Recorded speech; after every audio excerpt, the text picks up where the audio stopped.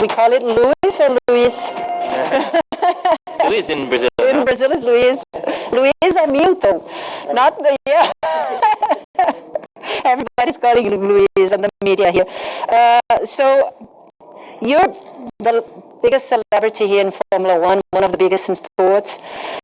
And I can see everywhere you go, people want a piece of you. People are always trying to touch you and be with you and have something from you. How hard is to be there for people, be attentive, and at the same time having privacy? Well, I'm not sure it's everywhere it's like that, right? Everywhere I see, at least. Well, I think it's, I don't know, you always want to, I always see the positive side of this. Everyone's always just so lovely, they just want to get a second with you. So you want to be able to give as much as your time with everyone, and it's just, I think it's the same for everyone that's in that position. They're just trying to find the right balance of the private time as opposed to, because also you've got to protect your energy. We're made up of energy, right? And so you've got to give what you can and then keep some of the energy for yourself. I think that's really, particularly in like this industry, when you're from race to race to race, you need all the energy you can, because like 23 races is a lot. It's a long way to go, and so it's recovery is so important, and just keeping some of that energy for yourself is really key. When did you realize that you need to take care of your energy, that you had an energy that you had to take care of? Because when you're young, usually you don't. Yeah, you don't really not. I guess I was definitely less aware of it when I was younger, for sure. And in those moments, you think that you can just run, and you don't realize that you're going to burn out. And I think it probably took me to a point where I was burnt out. And do you remember when? I'm sorry. I got the worst memory, but it must have been probably at the end of my 20s. Probably is when I really, really fully understood it. And then I spent these past 6 years really trying to figure out how to Soundwire my energy. Version. That's been a part of the transition with food, with veganism, or being plant-based, and with yoga and all these different things that I try to add into my life, and also the ecosystem, the people that I have around me also. You never feel lonely? Oh, of course. I think in life, unfortunately with focus, sometimes loneliness can come from it also. When you're having to be so single-focused, single-minded, and laser-focused, that sometimes leads to loneliness. But as I said, I'm really lucky. I've got great people that travel with me. I have Roscoe with me a lot of the time. You're never lonely with Roscoe snoring. And do you still keep your childhood friends or friends from the past, because they knew you before everything? Yeah. So Jan has been my best friend since I was 10, and we speak regularly and still close as friends. But it's hard, because it's always been hard since the beginning for us, because the weekends all the kids would be out playing and I was racing. Then I'd see them back at school. Now I'm in a different country every weekend, and so thank God for FaceTime. But then I've added a small few additions over the past 10 years to that core group of friends that I have, and they're the ones I usually spend Christmas with. They'll be around my family, even if some of the family members come around also. So I'm really grateful for that and for those moments. So I really look forward to the Christmas break. I'm not going to ask where you're going, but I haven't figured it out yet. But what I really do, I've been talking about coming to Brazil for many, many years. I've been speaking to Gabriel, Medina, and Neymar keep telling me, you've got to come for New Year's and surf a little bit. Yeah, because I love surfing. Yeah. But the problem is it's quite far. Usually in the winter I'm in the mountains in the States. It's really far from there. I just flew from there basically. It was 15 hours trip, so at that point of the year you don't want to travel.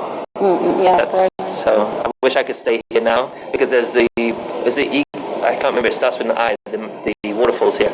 Iguazu. Yeah. Yeah. I want to go and see those, and also those beautiful sandbanks with the It's Lençóis Maranhenses. Yeah. It's beautiful. That's my dream to go there. So many places. I can give you a list later on. Luis, when we all change. When you see yourself when you arrive here, could you relate to any of the young drivers here, even Max, young drivers with completely different mindset? Could you relate?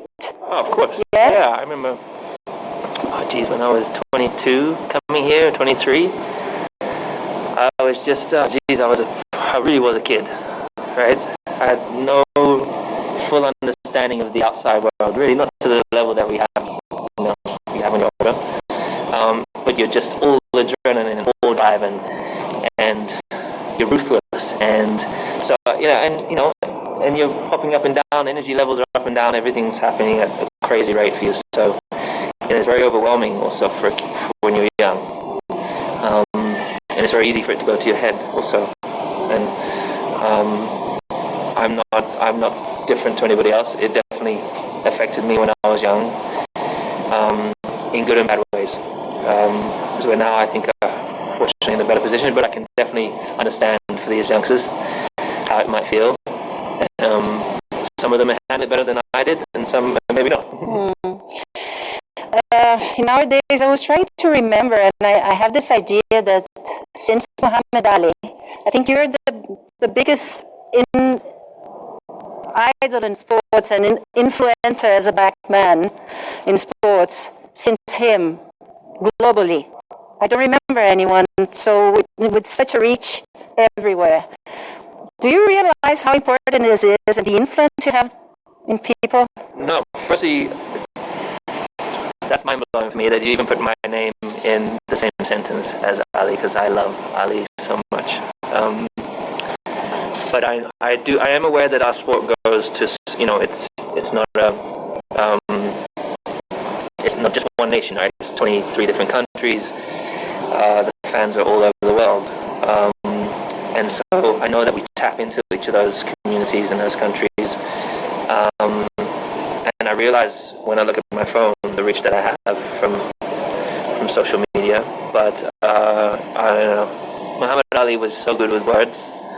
You're good too. Come on. Nowhere near as good as he is with words. Oh, I wish I had that part of me that he had of that. But I think also I'm inspired by him. I'm inspired by Eton of standing for what they believed in. Even if people were unhappy about it, they just stay true to themselves. And so that's really something I've tried to learn from those two. And really trying to make sure that the time that I also have here, us trying to be the best, you're also doing right by others. When the subject itself, it was here forever. It was always here, racism and not many other kinds of prejudice. But you started to talk about that openly recently. When did you feel safe and confident enough that you said, you know what, I'm going to talk about that? Because the subject was there. Yeah. So I don't think that I definitely didn't feel safe in speaking about it. Really? Yeah. So that's why I was nervous. Last year when I started speaking about it, I had so much anxiety. I was so nervous about it. I definitely didn't feel safe. But I'm a risk taker. I brake late into the corners. I was like, I'm going to take this risk in the hope that it's one young kid that was like me when I was younger, gives him more confidence to maybe also want to do the same, to stand up against bullies, to stand up against the things that have been said to him and tell somebody, speak to them rather than take it out on themselves and change the direction they're going in their lives or end their lives, because there's a lot of people go through those difficult times. So, and also it's also where I got to my career. I finally got to where I wanted to be while I was fighting for I knew I was going to get to where I wanted to be, which was winning that championship last year. And I was like, okay, I'm ready to really risk everything now. And this is the time to really use this platform and this moment to let people out there know, particularly for me it was letting the black community know that I hear them and I won't stay silent. and it's upset people. Some people. Did you feel the backlash of this?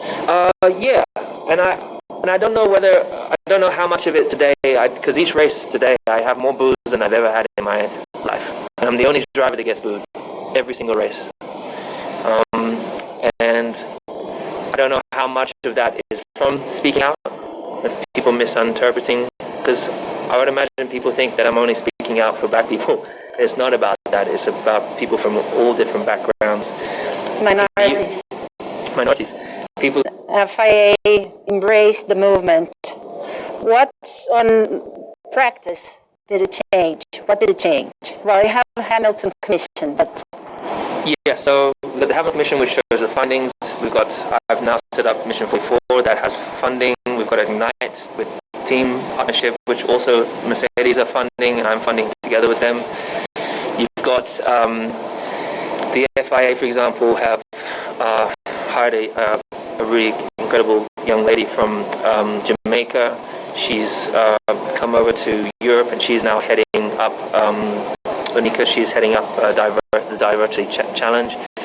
John sends me pictures of how diverse people that he's working with are. So it's just more on the mind of people, and people that I'm working with and talking to are more conscious of it, and see the benefits of having a more diverse group. Formula One is also taking the steps, and you're starting to see that whether it's representation on the grid, for example. If you look at look at Austin, when you look at the people when we're doing the national anthem, usually there's like 3 heads and then Stefano in the middle, but you'll see there's a more diverse front. You see there's a young black woman, there was a young black man, and then it was more mixed, diverse. And I've had a call with Formula One to get all the teams to work on a diversity charter, a charter which incorporates all of us trying to work for the same cause, and everyone's agreed to be on that. So all the teams are now in contact with the Hamilton Commission, and they're all looking into how they can do more. So it's going to take time. It's not overnight changes. It takes a lot of time. I've been trying to ask about women, and even to get information, it's very difficult nowadays. Well, you know what's crazy is that this sport is all about data. Oh yeah. But what they don't have is all the data on HR, on human resources. Diversity. And so, for example, I'm not aware, for example, and that's what I love, like the media to ask. We know that we had 3% diversity in this team last year.